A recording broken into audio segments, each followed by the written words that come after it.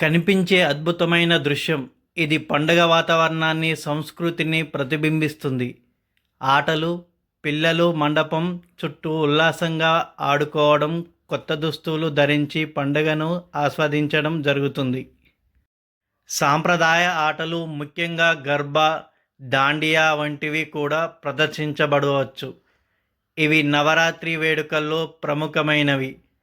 పాటలు, భక్తి పాటలు, భజనలు, దేవతలను కీర్తించే పాటలు, పిల్లల కోసం ప్రత్యేకంగా రూపొందించిన పాటలు, దేవి దుర్గా యొక్క గొప్పతనాన్ని తెలిపే పాటలను ఆలపిస్తారు. ఈ దృశ్యం భక్తి, ఆనందం, సాంస్కృతిక ఉల్లాసంతో నిండి ఉంటుంది.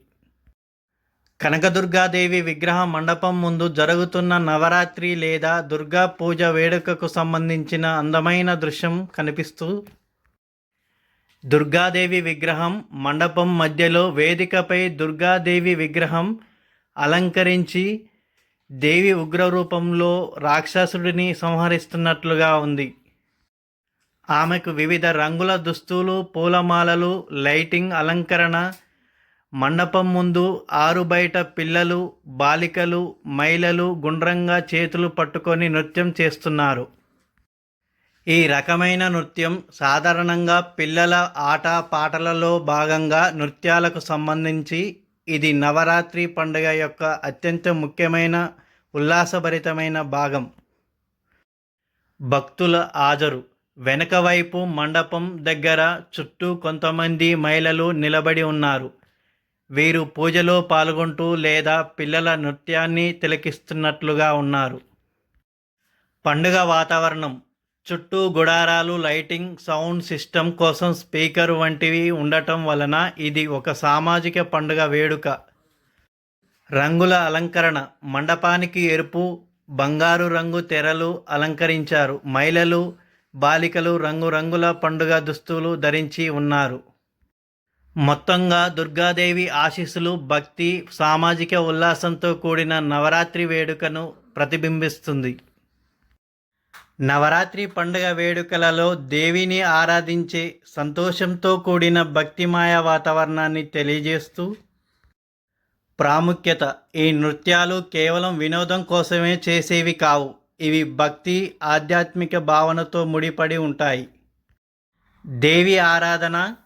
ఈ డ్యాన్సులు శక్తి స్వరూపిణి అయిన దుర్గాదేవిని అంటే కనకదుర్గను స్తుతించడానికి, ఆరాధించడానికి ఒక మార్గం.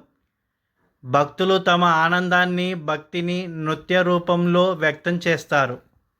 సామాజిక ఐక్యత. ఈ ఉత్సవాలలో కులమత భేదం లేకుండా అందరూ ఒకే చోట చేరి నృత్యం చేయడం వలన సామాజిక బంధాలు, ఐక్యత పెంపొందుతాయి.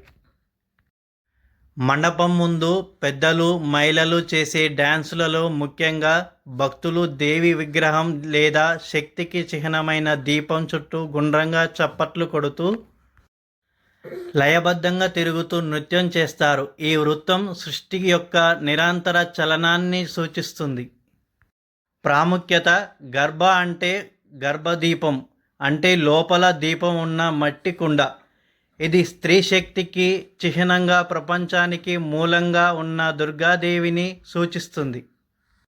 దాండియా ప్రాముఖ్యతలో భాగంగా నృత్యం రూపం. ఇందులో నృత్యకారులు రంగురంగుల అలంకరించిన కర్రలను అంటే దండాలను ఉపయోగిస్తారు.